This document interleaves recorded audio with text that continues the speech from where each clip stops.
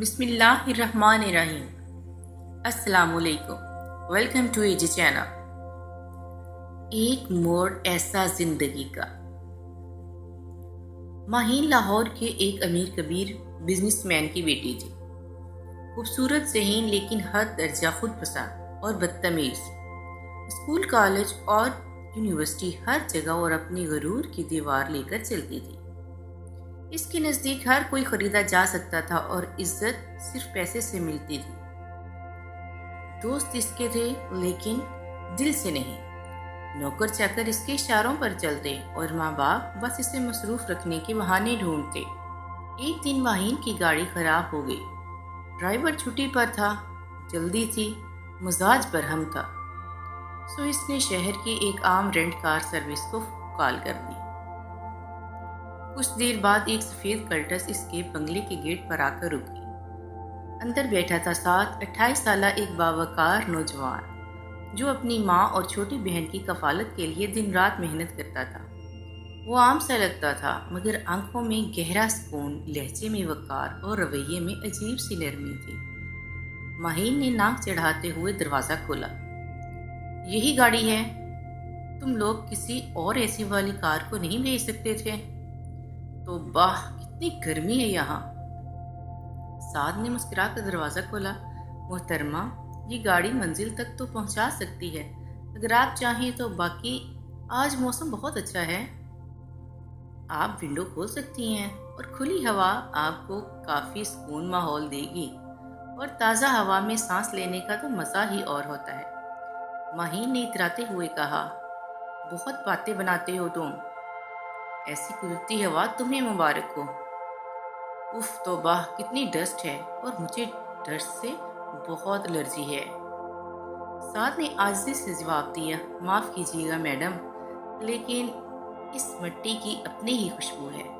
اس مٹی میں ہم نے بھٹی ہو جانا ہے، اور ہم مٹی سے ہی تو بنے ہیں، تو خدا کی بنائی ہوئی اس مٹی سے اتنی نفرت کیوں؟ بس چپ رہو، چپ رہو ڈرائیور، چپ رہو اور ڈرائیو کرو، سوال جواب کی ضرورت نہیں، ماہین نے سخت لہجے میں کہا۔ سفر شروع ہوا، سعد خاموشی سے ڈرائیو کرتا رہا۔ ماہین مسلسل فون پر کسی سے بدتمیزی سے بات کرتی رہی۔ ماہین نے فون رکھا تو سعد نے مخاطب ہو کر کہا، میڈم جی، آپ کا پارا ہر وقت 5000 واٹ پر ہوتا ہے، اتنا غصہ صحت کے لیے اچھا نہیں ہوتا، اور ہم سب کو تھوڑا احتیاط سے چلنا چاہیے اور غرور سے دور رہنا چاہیے، اور سب کے ساتھ اخلاقاً عاجزی سے پیش آنا چاہیے۔ وقت کا کیا پتہ کب کس کی باری آ جائے، تو زندگی ایسی جینی چاہیے کہ مرنے کے بعد بھی لوگ آپ کو اچھے لفظوں میں یاد کریں۔ ماہین نے غصے سے کہا، تمہیں کیا میں پاگل لگتی ہوں؟ جو جیسا ہو اس کے ساتھ ویسے ہی بات کی جاتی ہے، اور کیوں سفر میں مرنے مرانے کی باتیں کر رہے ہو؟ ابھی میری لائف میں بہت سی گولز ہیں جنہیں میں نے اچیو کرنا ہے، اس لیے تمہارے کہنے پہ میں اتنی جلدی مرنے والی نہیں ہوں۔ سعد نے مسکرا کر کہا، میڈم اللہ نہ کرے، میں نے ایسا تھوڑی نہ کہا ہے کہ آپ کو کچھ ہو جائے، میں نے تو ایسے ہی بات کر دی، آپ کو برا لگا تو معاف کیجیے گا۔ پھر اچانک مین بلی وارڈ پر تیز رفتاری سے آتی ہوئی ایک گاڑی نے سعد کی گاڑی کو کونے سے ٹکر مار دی۔ گاڑی لڑکھڑاتی ہوئی اور ایک طرف جا کر رک گئی۔ سعد کا ماتھا زخمی ہوا اور ماہین کو گردن اور کندھے میں چوٹ لگی۔ وہ گھبرا گئی، پہلی بار اس نے موت کو اتنی قریب سے دیکھا، اور زخمی حالت میں اس نے اپنے گزرے ہوئے تمام تکبر بھری لمحات کو یاد کیا۔ اس کا سارا غرور پل بھر میں ختم ہو چکا تھا۔ سعد نے لڑکھڑاتے ہوئے دروازہ کھولا، ماہین کو بازو کے سہارے باہر نکالا۔ آپ ٹھیک ہیں؟ ہسپتال چل دیں؟ سعد نے نرمی سے پوچھا۔ ماہین کی آنکھوں میں خوف تھا، مگر سعد کی نرم آواز سے کچھ لمحے کو اسے سکون دیا۔ ہاں چلو، پلیز پلیز جلدی کرو۔ ہسپتال میں 2 دن کا قیام رہا۔ سعد نے اپنی جیب سے دوائیاں خریدیں، ڈاکٹر سے مشورہ لیا۔ ماہین بے ہوشی کی حالت میں تھی، اور اس نے اپنے دوست سے ساتھ بات کرتے ہوئے سنا، میرے پاس پیسے نہیں ہیں، اگر تم یہاں پیسے دے سکتے ہو تو بڑی مہربانی ہوگی۔ میرا اپنا عزیز یہاں پر زخمی حالت میں داخل ہے اور پیسے ختم ہو گئے ہیں، اور تم میرے حالات جانتے ہو اچھی طرح سے۔ نہیں ہے تو ادھار دے دو، مگر مجھے ابھی سخت ضرورت ہے۔ دوست کے ساتھ انکار کرنے پر سعد نے اپنی گھڑی اتاری اور اسے غور سے دیکھنے لگا، اور پھر منہ میں بڑبڑایا کہ چلو، تمہارا سفر اب یہیں پر ختم ہوا۔ مہین کو اندازہ ہو گیا تھا کہ یہ گھڑی اس کے لیے قیمتی ہوگی، شاید کسی خاص انسان نے دی ہو، اور اب وہ اسے میرے علاج کے لیے بیچنے جا رہا ہے۔ مہین بے ہوشی میں تھی، اس لیے کچھ بول ہی نہیں پائی اور پھر سے بے ہوش ہو گئی۔ ماہین کو ٹریٹمنٹ دینے کے بعد اس نے ماہین کی فیملی کو اطلاع دی، جو چند گھنٹوں بعد پہنچی۔ جب ماہین کو ہوش آیا، سعد ایک کرسی پر نیند میں اونگ رہا تھا۔ وہ پہلی بار کسی ایسے انسان کو دیکھ رہی تھی جو اس سے بغیر کسی غرض کے مخلص تھا۔ وہ کسی غیر کے لیے ساری رات سو نہیں پایا۔ جب نیند سے بیدار ہوا تو ماہین نے کہا، تم کیوں رکے رہے؟ تمہارا کام تو ختم ہو گیا تھا۔ سعد نے آنکھیں کھولیں اور دھیرے سے اپنی آنکھیں ملتے ہوئے کہا، انسانیت کا کام کبھی ختم نہیں ہوتا، آخر انسان ہی انسان کے کام آتا ہے۔ جو حادثہ ہمارے ساتھ پیش آیا، کل کو کسی اور کے ساتھ بھی پیش ہو سکتا تھا، تو میں اس کے بھی ایسے ہی مدد کرتا جیسے آپ کی، اور لوگ میری مدد کرتے جب مجھے ان کی ضرورت ہوتی۔ بس یہ دنیا گول ہے، اور دنیا کے رنگ بھی قدرت جیسے ہیں۔ اگر آج ہم کسی کے کام آئیں گے تو کل کو کوئی ہمارے کام بھی آ جائے گا۔ ہمیشہ اچھا کرو اور اللہ سے اچھے کی امید رکھو۔ انشاءاللہ نہ کبھی زندگی سے مایوس ہوگے، نہ کبھی دنیا سے، اور نہ ہی اپنی آخرت سے۔ ماہین کچھ پل خاموش رہی، اس کا غرور کہیں غائب ہو چکا تھا۔ ماہین دل ہی دل میں سوچ رہی تھی کہ میرے پاس اللہ کا دیا سب کچھ ہے، اور میں کیسے نعمتوں کو ٹھکراتی ہوں۔ اگر کوئی میری پسند کی چیز نہ آئے تو میں اسے توڑ دیتی ہوں، یا ضائع کر دیتی ہوں، یا پھینک دیتی ہوں۔ اور یہ لوگ جن کے پاس کچھ بھی نہیں ہے، صرف حسرت کر سکتے ہیں ان چیزوں کی، پھر بھی وہ ہر حال میں خوش ہیں اور اللہ کا شکر ادا کرتے ہیں۔ تو میں کتنی خود غرض ہوئی۔ شرم آتی ہے یہ سوچ کر کہ میں نے اپنی زندگی کتنی اندھیرے میں گزار دی، اور مجھے افسوس ہے کہ مجھے سیدھا راستہ دکھانے والا کوئی بھی نہیں تھا۔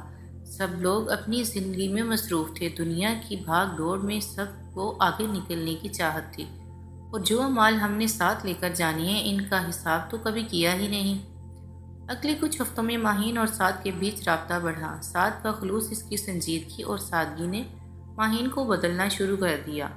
وہ اب لوگوں سے نرمی سے بات کرنے لگی، نوکروں کا شکریہ ادا کرنے لگی، اور خاص بات خود سے سوال کرنے لگی کہ میں ایسی کیوں تھی۔ ماہین نے سعد کو کئی بار اپنے لیے مستقل ڈرائیور کی آفر دی اور کہا، جتنے پیسے تم اپنی نوکری سے لیتے ہو اس سے 50,000 زیادہ دوں گی، لیکن تم میری نوکری کرو گے۔ مگر سعد نے معذرت کر لی اور کہا، محترمہ، نوکری مجھے ضرورت کے لیے چاہیے، عزت بیچنے کے لیے نہیں۔ یہ جواب ماہین کے دل میں تیر کی طرح لگا۔ یہی وہ لمحہ تھا جب اسے سعد سے محبت ہونے لگی۔ چند ماہ بعد ماہین نے سعد کو اپنے گھر بلایا، اب کی بار بغیر غرور، بغیر حکم کے۔ سعد، اگر میں تم سے کچھ مانگوں تو کیا دو گے؟ سعد نے مسکرا کر کہا، اگر سوال عزت کا نہ ہو تو شاید ہاں۔ ماہین نے کہا، تو کیا تم مجھے تمہاری زندگی کا ہمسفر بننے کی اجازت دو گے؟ سعد چونکا۔ ماہین، تمہارا اور میرا تعلق دنیا کی نظر میں، ماہین ساتھ بات کاٹتے ہوئے بولی، دنیا کی پرواہ مجھے بہت تھی، اس لیے تنہا تھی۔ اب اگر تم ہو تو دنیا کچھ بھی کہے، مجھے کوئی فرق نہیں پڑتا، اور تم ہی تو کہتے ہو کہ سب انسان برابر ہیں، ذات پات، اونچ نیچ کوئی چیز میٹر نہیں کرتی، سب ایک مٹی سے بنے ہیں، اور اس مٹی میں ہمیں مٹی ہو جانا ہے، اور وہاں سب لوگ ایک برابر ہوں گے، سب کا ایک ہی کفن ہوگا اور ایک ہی حشر کا میدان ہوگا۔ وہاں نہ کوئی بڑا ہوگا نہ کوئی چھوٹا ہوگا، صرف اعمال ہوں گے اور ہم ہوں گے۔ تو اب کیا ہوا؟ اب تم کیوں اونچ نیچ کو لے کر بیٹھ گئے ہو؟ یا پھر میری آنکھوں میں آنکھیں دے کر بولو کہ تمہیں مجھ سے محبت نہیں؟ میرا وعدہ ہے تم سے کہ میں چپ چاپ لوٹ جاؤں گی اور پھر کبھی پلٹ کر واپس نہیں آؤں گی، اور میں اپنی بات کی کتنی پکی ہوں یہ بات تم اچھے سے جانتے ہو۔ یہ سن کر سعد بری طرح سے ڈر گیا۔ اسے ایک پل کے لیے ایسا لگا کہ وہ ماہین کو ہمیشہ کے لیے کھو دے گا۔ پھر سعد نے ہمت کی اور ماہین کے قریب کیا۔ سعد نے ہاتھ تھام لیا اور ماہین سے کہا، تو چلو دنیا کو حیران کرتے ہیں پھر۔ تو بولو، پھر کب بارات لے کر آؤں اور اپنی شہزادی کو اڑا لے جاؤں، اس دنیا سے چرا لوں، ان آنکھوں میں رکھ لوں اور دل میں ہمیشہ کے لیے تمہیں قید کر لوں۔ تمہیں آج سے بلکہ ابھی سے سعد بن عبد الوقار کے عشق میں گرفتار ہونے کے تحت عمر قید کی سزا سنائی جاتی ہے۔ بولو، منظور ہے؟ ماہین کہکہا لگاتے ہوئے بولی، ہاں ہاں منظور ہے، مجھے دل سے منظور ہے۔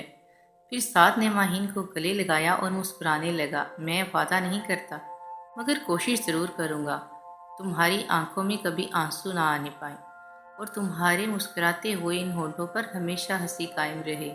ماہین نے سعد کے کندھے سے سر ہٹایا اور حیرت سے پوچھا، وعدہ کیوں نہیں کرتے مجھے خوش رکھنے کا سعد؟ سعد نے کہا، وعدہ اکثر ٹوٹ جایا کرتے ہیں اور کوشش ہمیشہ جاری رہتی ہے اور طویل قائم و دائم بھی رہتی ہے، اس لیے ایسے بولا پگلی، میری سر پھری رانی۔ پھر دونوں بات میں واک کرنے لگے اور ماہین کہتی ہے، تم فیصلہ کر لو ایک بار کہ میں شہزادی ہوں یا تمہاری رانی ہوں؟ سعد کہتا ہے، دونوں۔ پھر دونوں مسکرانے لگتے ہیں اور اسی طرح سے ان کی زندگی کا سفر شروع ہو جاتا ہے اور ہماری کہانی یہیں پر ختم ہو جاتی ہے۔ ماہین کی زندگی کا حادثہ صرف ایک گاڑی کی ٹکر نہ تھا، وہ ایک دل کی ٹکر تھی جس نے اس کے غرور، بدتمیزی اور خود پسندی کو توڑ کر ایک محبت کرنے والا انسان بنا دیا تھا، اور ساتھ ایک عام سا ڈرائیور اس کی زندگی کی سب سے بڑی خوشی بن گیا۔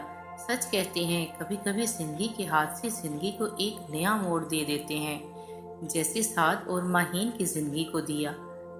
کہانی اچھی لگی ہو تو پلیز چینل کو لائک اور سبسکرائب کرنا مت بھولیے، کیونکہ آپ کی فیڈ بیک ہمیں موٹیویٹ کرتی ہے اور ہمیں حوصلہ دیتی ہے آگے بڑھنے کا، اور ہمیشہ خوش رہیں اور دوسروں کی خوشی کا بھی ذریعہ بنیں۔ اسکرپٹ رائٹر انم جواد، AJ آرٹسٹ، وائس اوور انم جواد۔